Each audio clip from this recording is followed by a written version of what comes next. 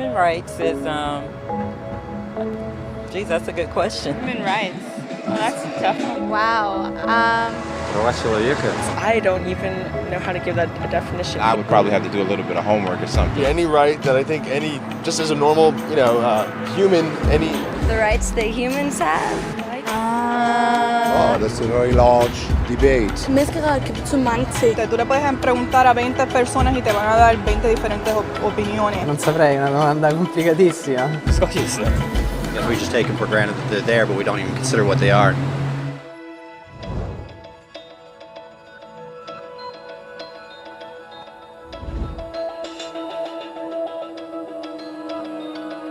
Human rights are the rights you have simply because you're human. It's how you instinctively expect and deserve to be treated as a person, like the right to live freely, to speak your mind, and to be treated as an equal. There are many kinds of rights. Most apply to a certain group. But human rights are the only ones that apply to absolutely everyone, everywhere. That means kids, old people, poor people, basketball players, garbage men, rappers, teachers, Africans, Indians, Albanians, Christians, Muslims, Kabbalists, atheists, your mom, your dad, your next door neighbor, and you all have the exact same human rights. In other words, they're universal. But the question remains, what are they? Name the human rights? What the human rights are? The right to live. Equality between all peoples. Right to religion, the right to... Is there supposed to be a list somewhere I should be aware of? According to the United Nations, there are a total of 30 human rights, which are usually lumped together and called simply human rights. They're all listed out in the Universal Declaration of Human Rights, which is the world's most widely accepted document on the subject. But it was a long time in coming. At first, there were no human rights. If you were in with the right crowd, you were safe. If you weren't, well, you weren't. But then a guy named Cyrus the Great decided to change all that. After conquering Babylon, he did something completely revolutionary. He announced that all slaves were free to go. He also said people had the freedom to choose their religion, no matter what crowd they were a part of. They documented his words on a clay tablet known as the Cyrus Cylinder. And just like that, human rights were born. The idea spread quickly to Greece, to India, and eventually to Rome. They noticed that people naturally followed certain laws, even if they weren't told to. They called this natural law, but it kept getting trampled on by those in power. Not until 1,000 years later in England did they finally get a king to agree that no one can overrule the rights of the people, not even a king. People's rights were finally recognized, and they were now safe from those in power. Kind of. It still took a bunch of British rebels declaring their independence before the king got the point that all men are created equal. Which isn't to say he liked the idea, but he couldn't stop them, and America was born. The French immediately followed with their own revolution for their own rights. Their list was even longer, and they insisted that these rights weren't just made up. They were natural. The Roman concept of natural law had become natural rights. Unfortunately, not everyone was so thrilled. In France, a general named Napoleon decided to overthrow the new French democracy and crown himself emperor of the world. He almost succeeded, but the countries of Europe joined forces and defeated him. Human rights was again a hot topic. They drew up international agreements, broadly granting many rights across Europe. But only across Europe.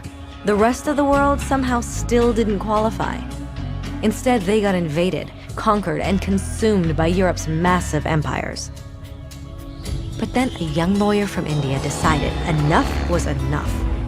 His name was Mahatma Gandhi. And in the face of violence, he insisted that all people of Earth had rights, not just in Europe.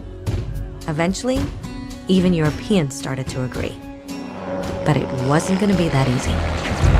2 world wars erupted. Hitler exterminated half the Jewish population of Earth in horrifying Nazi death camps. And all told, 90 million people died. Never had human rights been so terrifyingly close to extinction. and never had the world been more desperate for change. So the countries of Earth banded together and formed the United Nations.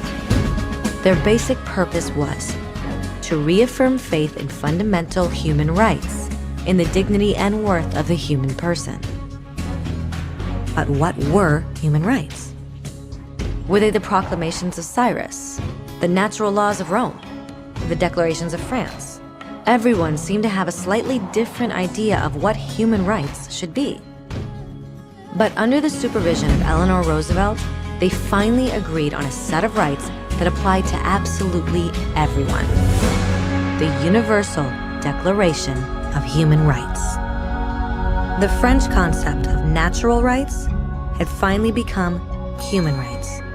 So, in summary, at first, only a few lucky people had any rights, until one of those guys decided, hey, other people should have some rights too, which was great, except not everyone agreed. And it only took a few thousand years of fighting and declarations and more fighting until everyone finally agreed that human rights should apply to everyone.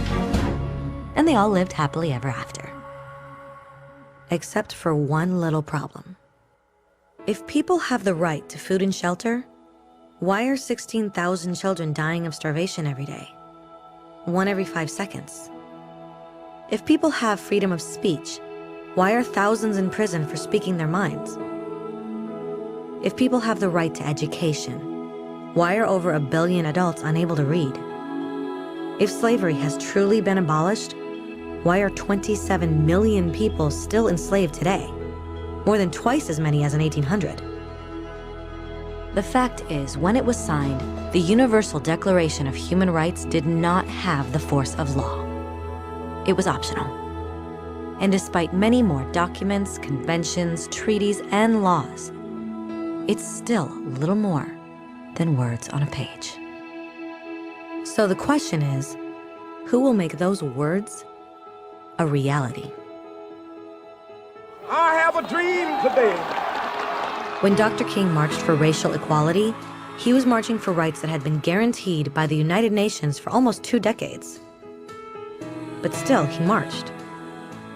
When Nelson Mandela stood up for social justice in the 1990s, his country had already agreed to abolish such discrimination for almost 40 years.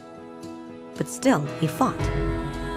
Those who fight today against torture, poverty, and discrimination are not giants or superheroes. They're people. Kids, mothers, fathers, teachers. Free-thinking individuals who refuse to be silent. Who realize that human rights are not a history lesson. They're not words on a page. They're not speeches or commercials or PR campaigns. They are the choices we make every day as human beings. They are the responsibility we all share to respect each other, to help each other, and to protect those in need. As Eleanor Roosevelt said, where, after all, do universal human rights begin? In small places close to home. So close and so small that they cannot be seen on any maps of the world.